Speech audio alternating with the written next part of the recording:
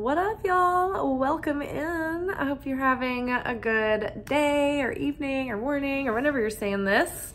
We're here for our weekly anchor message where we are going to take a look at our spiritual lessons for the week. And we are using the Wild Unknown archetypes and clarifying it with the Mystical Moments Tarot. So from the Wild Unknown, we pulled Eros.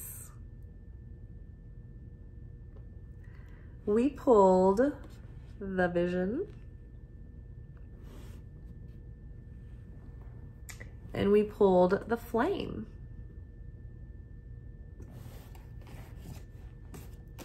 And then underneath Eros, we pulled Queen of Pentacles. Underneath the Vision, we've pulled the Six of Swords.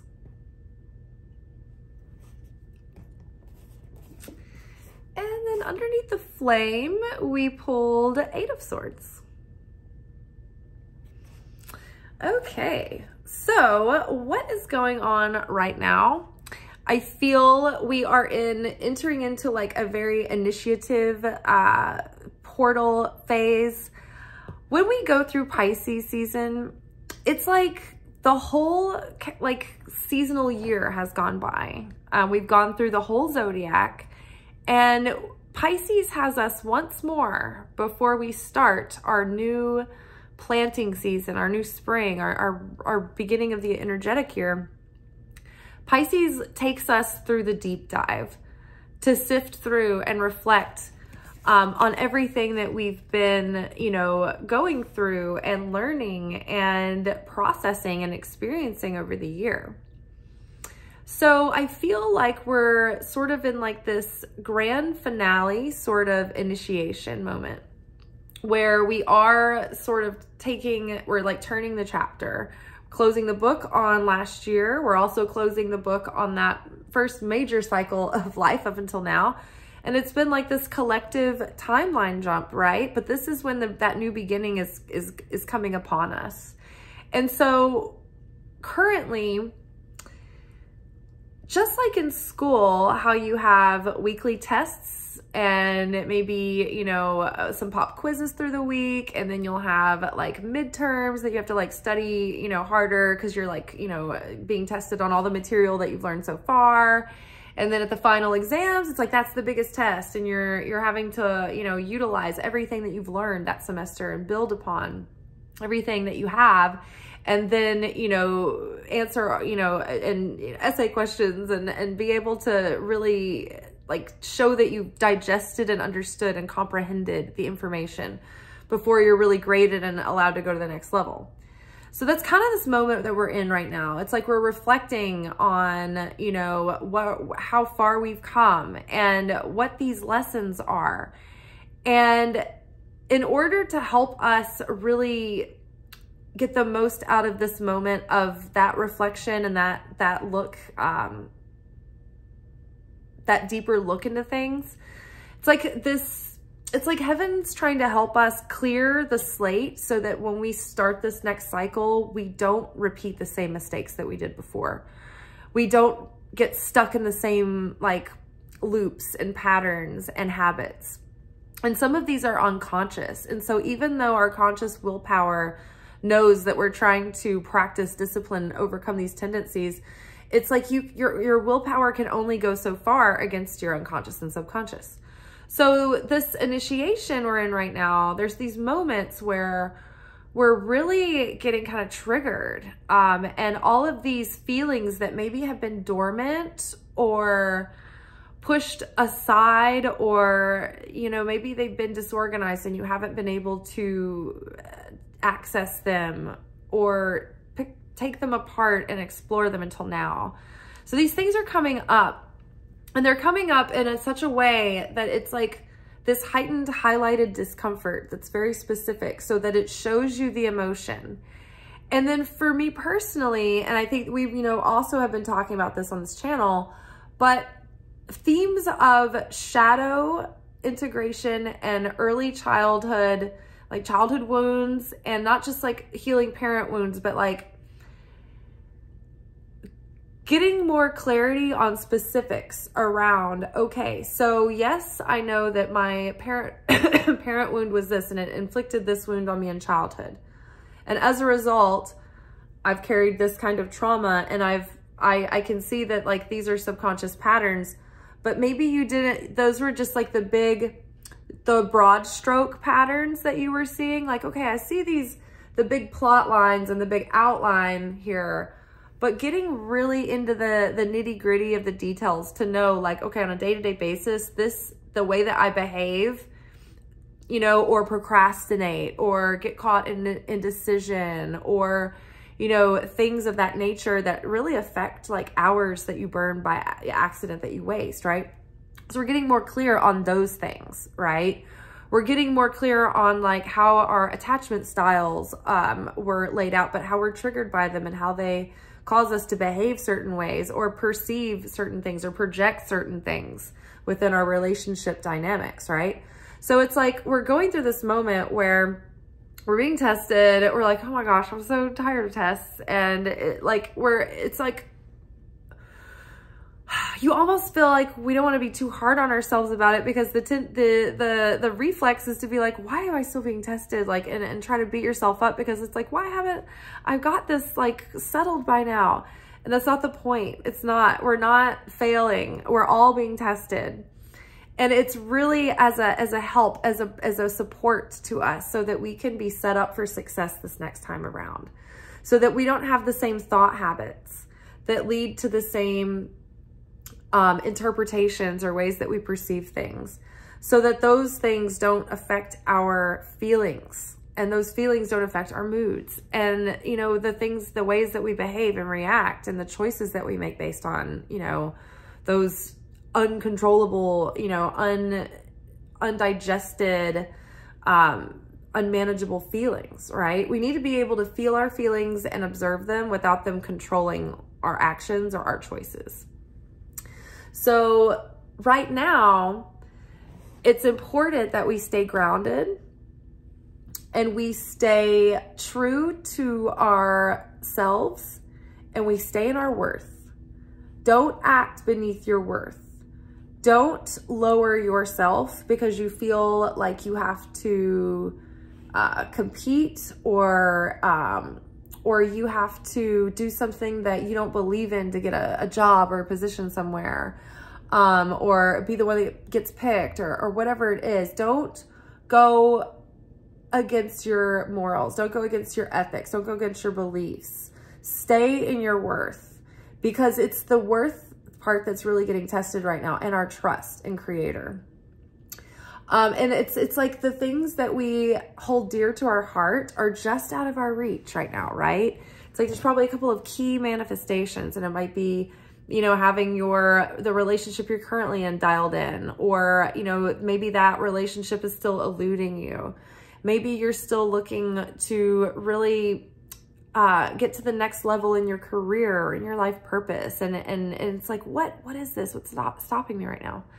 So there are feelings, you know, that are being processed, but we've really got to stay at our worth, because the universe is testing us to see like, hey, if we start falling into despair and we start losing hope on our vision of love, on our vision of our dreams, are we going to do something that we'll regret? Are we going to settle for less than we deserve? Are we going to give up on ourselves and give up on our dreams? We're so close, right? The Queen of Pentacles is stable. She's secure. She has a relationship with herself. And because of that, her shit's on fleek. Her kingdom is in order. Her outer surroundings are peaceful, serene, and abundant, because that's a reflection on her inner security. Because she's, you know, already tended to her spirit, her soul, her emotions, her thoughts, and she's got everything, you know, kind of squared away and keyed in, and she's very grounded. And because of that, she can be fruitful and prosperous, right? So it's like, hold your worth, stand your ground, stay grounded and stay focused. Keep your kingdom in working order. Don't neglect anything. Don't get limerent or distracted or into flight, or freeze, or fawn and let things go. Stay on your game and hold that passion for your dream and for the vision that you see for yourself, because we are getting past the difficulty. Here we have the Six of Swords, and it's like this woman is still a bit in the storm, but like the clouds and everything are like, the sky is looking like it's clearing up. The weather's clearing up. The circumstances are changing. The conditions are getting better. And there's like a deserted island, but like it's like a paradise island where she can find, you know, solace and respite. She's got this, she's like buoyed and being pulled along by the Star of Hope. This is from the Star card.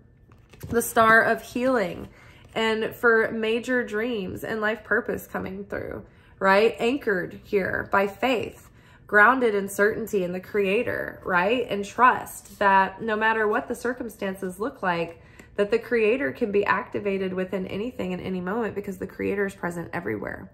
And so everything that we're going through is ultimately for serving the purpose of the unfoldment of our soul and the, you know, expansion of our potential. But we have to overcome our darkness in order to get there. And so right now it's like we're still in the midst of the storm a little bit. We're still going through these tests, you know. But the key here is to hold the vision and not to give up, not to resign ourselves. Stay secure, stay in that strength, stay in that faith and that certainty. Because we have the flame. And so the flame is very delicate. And we have that with the Eight of Swords. See, this character is like scared. They're trapped. They've lost hope. They feel like everything is closed in on them and they're helpless with no way out and no choice. And they're feeling sorry for themselves, and they're not seeing that, first of all, they've outgrown the situation that is suffocating them and clipping their wings and keeping them small and keeping them confined and constricted and stuck. But not only that, it's up to them. The lid is open. This isn't locked. They're not trapped. They can look up and see the possibility. They can look up and see, oh, I can liberate myself. I can get myself out of the situation. This is mostly a mental thing. This is about perception. You can free yourself here. And so, you know, you're not trapped and you're not outwitted and you're not out-resourced. You have everything that you need. All you have to do is look up and get out of the cage you have yourself in. And it's up to us to protect that inner flame inside that gives us that hope, that gives us that drive and that courage and that boldness and that passion to keep on keeping on. Because it's when this gets blown out and snuffed out that we just sit here like this in a pity party, feeling sorry for ourselves, feeling victimized, feeling helpless and powerless. And it's up to us to take our power back. We have to cup that flame. That flame is delicate.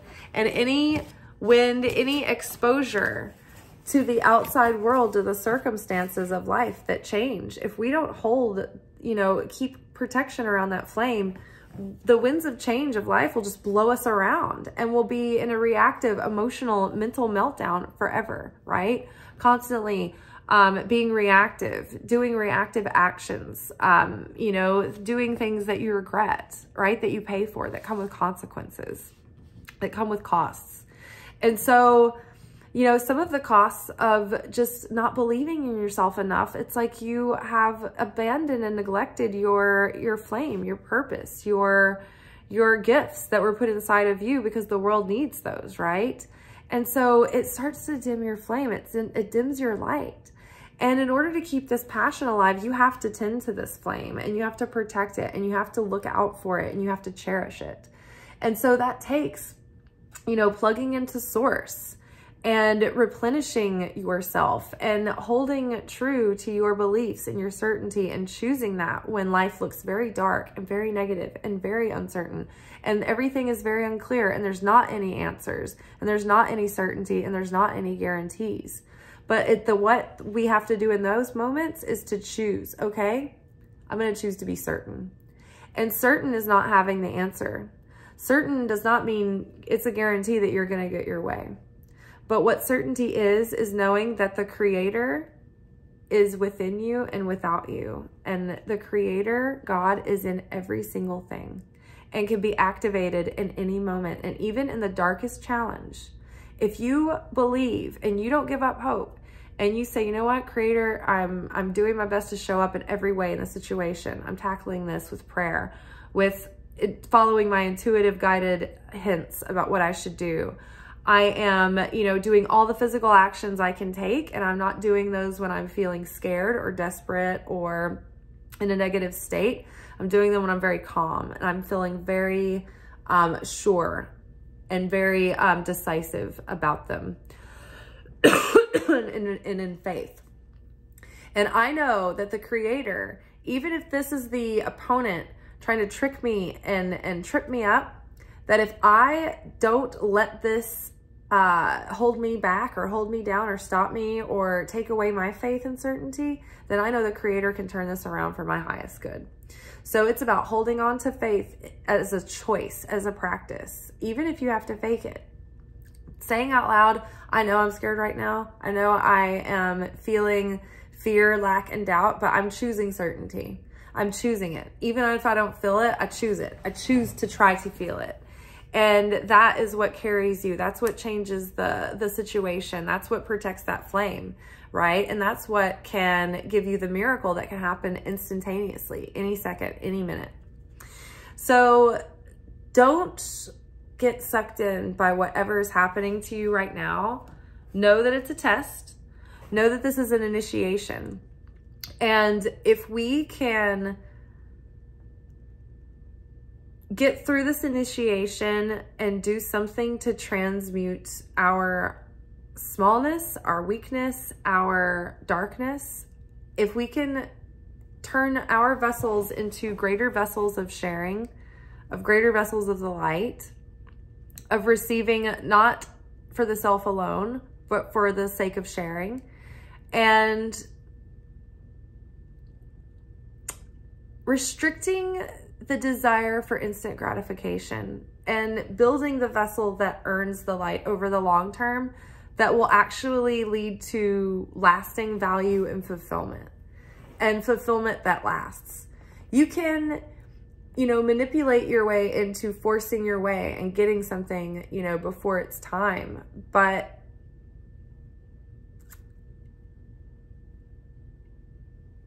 if it's not fully in alignment yet, and you haven't earned and built the vessel, it's like you can get the manifestation and you can get the fulfillment of the manifestation, but you won't feel fulfilled. Like, it'll be empty. It'll be like, it doesn't make a difference at all. It's like, oh, I built this up in my mind and I got it, and it has not solved any problems and not made me feel any differently, right? That's if you haven't built the vessel, if you haven't earned this thing, if you haven't, invested yourself in it and, restricted your lower self and sacrificed. Self-sacrifice is what gives us power. It's what opens us up to our next level. So it's like the more that we can heal these patterns, the more we can choose to overcome our ego and heal that and step closer into the direction of embodying that higher self. Using, everything that we've learned over this, this life, but especially recently over this last year, and really starting to integrate that and start to take steps to start living in a way that that higher self does, that lives in the vision of life that we see for ourselves.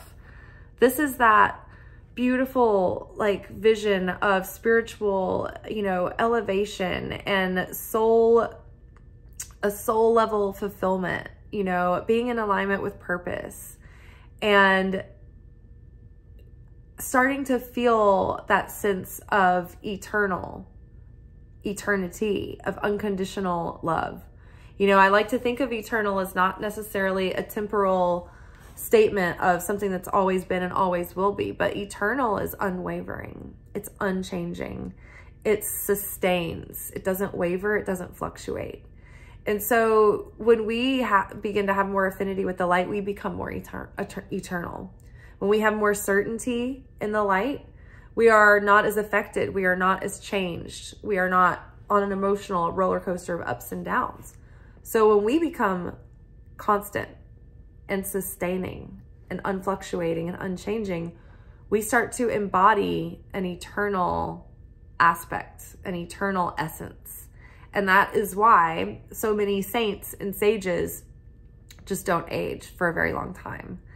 And that's why some saints' bodies are on display, because they don't decompose, because they tapped into that eternal essence within their consciousness, and it activated that in their spirit and in their, you know, auric field. And it became a power that they reigned over and, you know, became sovereign over in their physical form to some degree. So be eternal and look eternal. All right, you guys, that's all for tonight. I will see y'all tomorrow for our weekly oracle manifestation reading. And thank you and welcome to all the new subscribers who've joined. We've gotten like 10 or 20 new people today. So awesome. So excited you're here. Welcome. And let's see, like, share, comment, subscribe. Any little action that you take helps this channel get out there into the algorithm, and it helps other people go connect with these messages as well. And if you haven't already, subscribe. Help me get to my first 1,000 subscribers. And you guys help me get my watch hours up. They only apply, unfortunately, to the videos and not the shorts. So I got to get my my video watch hours up. So y'all get a playlist going and like put it in the background and leave it while you're going to do errands or something.